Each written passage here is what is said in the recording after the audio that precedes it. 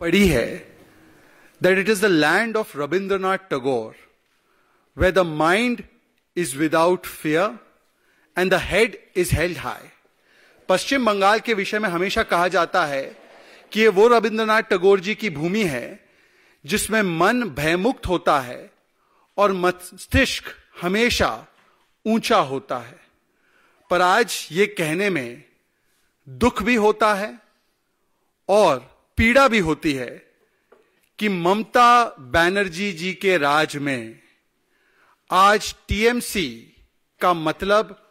तृणमूल कांग्रेस नहीं, terror, mafia और corruption बन चुका है। और इस टेरर, माफिया और करप्शन के राज में, अर्थात टीएमसी के राज में, टीएमसी का मतलब क्या है? टेरर, माफिया और करप्शन के राज में आज यह कहना अतिशयोक्ति नहीं होगी कि बंगाल की कानून व्यवस्था हर रोज एक नए निचले स्तर को छूती है और जिस प्रकार का भय का वातावरण आज पश्चिम बंगाल में अर्थात रविंद्रनाथ टैगोर जी की भूमि में निर्माण हो चुका है, तो वहां पर यदि सेंट्रल एजेंसीज के हमारे जाबाज ऑफिसर्स ही सुरक्षित नहीं है तो वहां पर मां, मानुष और माटी सुरक्षित है क्या? यह बड़ा सवालिया चिन्ह आज निर्माण होता है, पैदा होता है। आज मैं आपके सामने संदेश खाली 2.0 की दास्तान लेकर आया हूं। Today we have witnessed through the images of the national media what can be described as nothing short of Sandesh Khali 2.0. You all would remember that day in January when ED officials, following the rule of law, following the constitution, reached West Bengal in order to take forward the investigations into the ration scam, which was basically denying ration to the poorest people of West Bengal and usurping it for the gains of TMC leaders like Shahjahan Sheikh. And you all remember the kind of attack that was launched on them, an attack that was sponsored, patronized and protected and organized by the TMC. वो 5 जनवरी का हमला ED की team पर जो ration scam की investigation के लिए गई थी, शाहजहां शेख जैसे लोगों को पकड़ने के लिए गई थी, उसमें किस प्रकार का हमला ईडी पर हुआ, यह हमारे मन में आज भी बहुत, मैं कहूंगा विविडली आज भी वो दर्ज है। ये तस्वीर उस समय की है, किस प्रकार से ईडी ऑफिशियल पर हमला किया गया था। आज उसी की देखा देखी एक एनआईए की टीम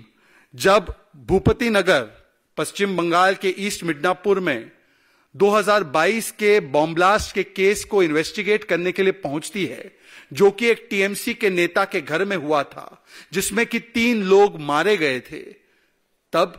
उसी प्रकार से जिस प्रकार से संदेश खाली 1.0 हुआ, संदेश खाली 2.0 करवाकर एनआईए टीम के ऊपर सुनियोजित ढंग से, ऑर्केस्ट्रेटेड और स्पॉन्सर्ड तरीके से, state sponsored, state patronise, state protected, state organised हमला करवाया जाता है ताकि जो जांच एनआईए करना चाहती है आतंक के विषय में, ब्लास्ट के विषय में, उस आतंक की इन्वेस्टिगेशन में रोड़ा अटकाया जा सके। ठीक उसी तरीके से जिस प्रकार से संदेश खाली में भ्रष्टाचार की इन्वेस्टिगेशन में रोड़ा डालने के लिए और शाहजहां को बचाने के लिए एक सुनियोजित ढंग से हमला करवाया गया था ईडी के ऑफिशियल्स पर। और इस पूरे घटनाक्रम में आप देखिए पैटर्न वही होता है। सेंट्रल एजेंसी के आने से पहले टीएमसी और टीएमसी के सबसे वरिष्ठ नेता उस एजेंसी के खिलाफ लोगों को उकसाते हैं, भड़काते हैं और एक वातावरण पैदा करते हैं जिससे कि उस एजेंसी पर हमला हो जाए। और तुरंत जैसे ही एजेंसी पर हमला होता है तो टीएमसी के सबसे वरिष्ठ नेता आकर उस हमले को जस्टिफाई करते हैं, बचाते हैं और उसके लिए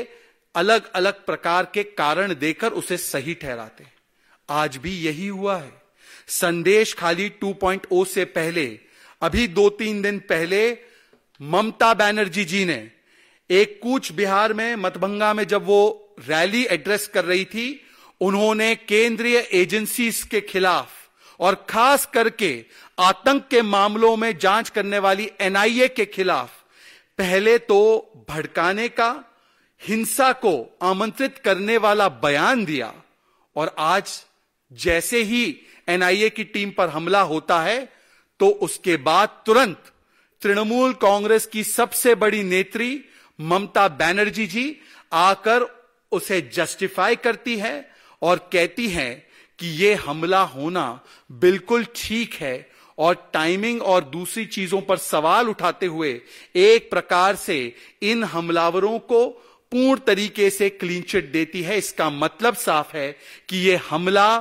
केवल एक संयोग नहीं, यह हमला सोचा समझा प्रयोग है, और यह टीएमसी मतलब तालिबानी मानसिकता और कल्चर वाले लोगों ने किया है। इसका सीधा सीधा प्रमाण आज मिलता है। एक बात और भी स्पष्ट हो रही है ममता दीदी के कालखंड में। ममता दीदी के इस तालिबानी माइंडसेट एंड कल्चर वाले रेजीम में जो केंद्रीय एजेंसी है, उनके खिलाफ हिंसा और राजनीतिक हिंसा का इंस्टीट्यूशनलाइजेशन अर्थात संस्थागतीकरण हो चुका है, भ्रष्टाचार का इंस्टीट्यूशनलाइजेशन हो चुका है, और आतंक को बचाव करने का और आतंक को संरक्षण देने का भी इंस्टीट्यूशनलाइजेशन हो चुका है। Under the regime of Mamta Banerjee, it can be safely said that political violence has become institutionalized, corruption has become institutionalized, and protection of radical elements has become institutionalized and state sponsored. आज मैं पूछना चाहता हूं ममता बनर्जी जी से, संदेश खाली में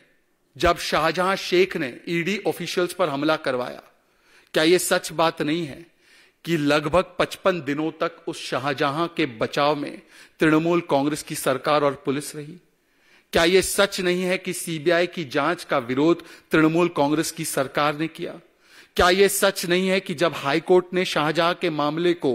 CBI को ट्रांसफर किया तो शाहजहां शेख से पहले ममता बनर्जी की सरकार सुप्रीम कोर्ट जाकर उस पूरे मामले में एक प्रकार से सीबीआई प्रोब ना हो इसकी चेष्टा करती है और शाहजहां को बचाती है? और ये तस्वीर तो हमारे मानचित्र पर दर्ज है कि किस प्रकार से तृणमूल कांग्रेस की पुलिस के संरक्षण में शाहजहां शेख हिंदू महिलाओं का बलात्कारी वी साइन, विक्ट्री साइन दिखाते हुए, चलते हुए, अकड़ते हुए किस प्रकार से तृणमूल कांग्रेस की पुलिस के प्रोटेक्शन में जा रहा था। आज इसी प्रकार का प्रोटेक्शन संदेश खाली 2.0 करने वाली जमात को भी दिया जा रहा है।